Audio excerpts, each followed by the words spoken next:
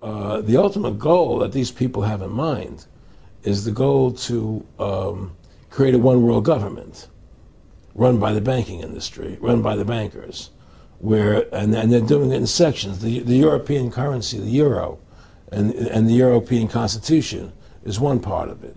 Now they're trying to do it in America with the North American Union, right? And they want to create a new currency called the Amero, right? And the whole agenda is to create a one world government where everybody has an RFID chip implanted in them. All money is to be in those chips, right? There'll be no more cash. And this is given me straight from Rockefeller himself. This is what they want to accomplish. And all money will be in your chips. And so instead of having cash, anytime you have money in your chip, they can take out whatever they want to take out whenever they want to. If they say you owe us this much money in taxes, they just deduct it out of your chip digitally. Total control. Total control. And if you're like me or you, and you're protesting what they're doing, they can just turn off your chip. And you have nothing. You can't buy food. You can't do anything. It's total control of the people. And that chip's connected to a database that has your purchasing records, what you do, what everything, you sell. Everything is in there, you know? And so they want a one world government controlled by them, everybody being chipped, all your money in those chips, and they control the chips, and they control people. And you become a slave. You become a serf to these people. That's their goal. That's their intentions. Aaron, can you be specific about when you met Rockefeller, how it happened in these discussions? I met Rockefeller through a female attorney I knew who called me up one day and said, one of the Rockefellers would like to meet you. I had made a video called Mad as Hell, and he'd seen the video and wanted to meet me and knew I was running for governor of Nevada. So sure, I'd love to meet him. And I met him, and I liked him, and he was a very, very smart man. And we used to talk and share ideas and thoughts. And he's the one who told me 11 months before 9/11 ever happened that there was going to be an event. Never told me what the event was going to be, but there was going to be an event. And out of that event, we were going to invade Afghanistan to run pipelines from the Caspian Sea. We were going to invade Iraq, you know, to take over the oil fields, establish a base in the Middle East, and make it all part of the New World Order. And we go after Chavez in Venezuela. And sure enough, later 9/11 happened, and I remember he was telling me how how you're gonna see soldiers looking in caves for people in Afghanistan and Pakistan and all these places, and there's going to be this war on terror, which there's no real enemy, and the whole thing is a giant hoax, you know. But it's a way for the government to take over the American people. He told you it was going to be a hoax. Oh yeah, oh yeah. There's no question. He says there's going to be war on terror, and he's just laughing. There's no who are we fighting? I mean, why do you think 9/11 happened, and then nothing's happened since then? Do you think that our security is so great here that these people who pulled off 9/11, who were able to, can't knock down another plane? Come on, it's ridiculous. 9/11 was done by people in our own government and our own banking system to perpetuate the fear of the American people into subordinating themselves to anything the government wants them to do. That's what it's about, and to create this war, this endless war on terror. And that's why and that was the first lie. And the next lie was going into Iraq, you know, to get Saddam Hussein out with his weapons of mass destruction. That was the next lie. Now, specifically, this was a little over 6 years ago. This was 11 months before 9/11. Yeah. And Nick Rockefeller, who's a lawyer, he's become your friend over the previous years, and he's saying to you that there's going to be this big event, and then out of that we're going to have a war on terror, and it's just going to go on and on. Right. An endless war on terror without any real enemy. That you can never, so you can never define a winner. And did he say that it's going to be perfect because you can't define an enemy? It just goes on and on? Yeah, because you can't define a winner. There's no one to beat, so it goes on and on forever. And they can do whatever they want. They scare the hell out of the American public. Look, this whole war on terror is a fraud. It's a farce. It's very difficult to say it out loud because people are intimidated against saying it Because if you say it, they want to make you into a nutcase. Let's But be the truth has to come out. That's why I'm doing this interview.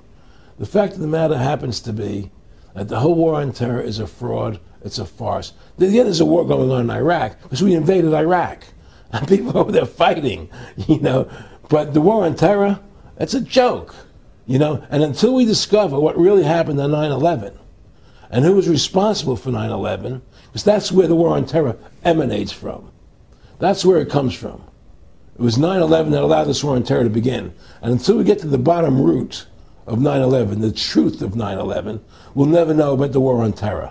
Aaron, you said that he was, and I think it's important, and I know this about the Rockefellers from Dr. Dennis Cuddy and many others who literally, you'll be 20 years old in a lunch line at college, and there's David Rockefeller. And they're experts at recruiting and getting what they call players, and that clearly he was, I want to make it specific and just get you to reiterate what you said last night about you got 30% of the vote, you were having an effect, you made mad as hell, they knew that you'd started the Constitution Party, they knew that you were somebody who was taking action and getting things done, you'd already made some big films, had a lot of other successes, right. So they were trying to recruit you, and didn't it come down to the point of, hey, we are here to recruit you, and don't worry, your chip's going to say, don't mess with us, this guy's don't touch. Yeah, yes, that did happen. I was definitely being recruited, but it's more subtle than that. Well, in your words, just go through the process, and then what he said. Well, what it is remember we were friends, and we used to go to my house a lot. We'd have dinner, we'd talk,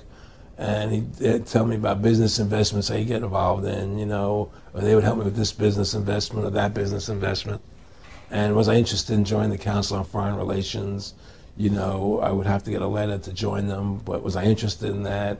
And, just stuff, leading you on. And I used to say to him that I never really did that because that wasn't where I was coming from. As much as I like you, Nick, your ways and my ways, we're on the opposite side of the fence. I don't believe in enslaving people, And he would come back with, "Oh, I do." Or? Well, it would be more like it's better for them. Well, it's more like how do I put it? It was like, what do you care about them? What do you care about those people? What difference does it make to you? Take care of your own life. Do the best you can for you and your family. What do the rest of the people mean to you? They don't mean anything to you. They're just serfs. They're just people. It was just a lack of caring, and that's just not who I was. It was just sort of like cold, it was just like cold, and I used to say to him, what's the point of all this? You have all the money in the world you need. You have all the power you need. What's the point? What's the end goal? And he said the end goal is to get everybody chipped, to control the whole society. To have the bankers, the elite people, the bankers and some governor controlling the world. And I said, all the people in the Council on Foreign Relations believe this way you do? He said, no. Most of them believe they're doing the right thing. A lot of them believe it's better off being socialistic. We have to convince people that socialism is really capitalism. Because America's becoming a socialist country. It's a communist country today. Well, one of the things they told me was that he was at the house one night, and we were talking, and he started laughing. He said, "Aaron, what do you think women's liberation was about?" And I said, I had pretty conventional thinking about it at that point. I said, I think it's about women having the right to work, getting equal pay with men, just like they won the right to vote, And he started to laugh. He said, "You're an idiot." And I said, "Why am I an idiot?" He said, let me tell you what that was about. We, the Rockefellers, funded that. We funded Women's Lib, And we're the ones who got all over the newspapers and television, the Rockefeller Foundation. He says, and you want to know why? He says, there were two primary reasons. And one reason was we couldn't tax half the population before Women's Lib. And the second reason was, now we get the kids in school at an early age. We can indoctrinate the kids how to think. It breaks up their family. The kids start looking at the state as the family, as the school, as the officials, as their family, not as the parents teaching them. And so those are the two primary reasons for women's lib, which I thought up to that point was a noble thing.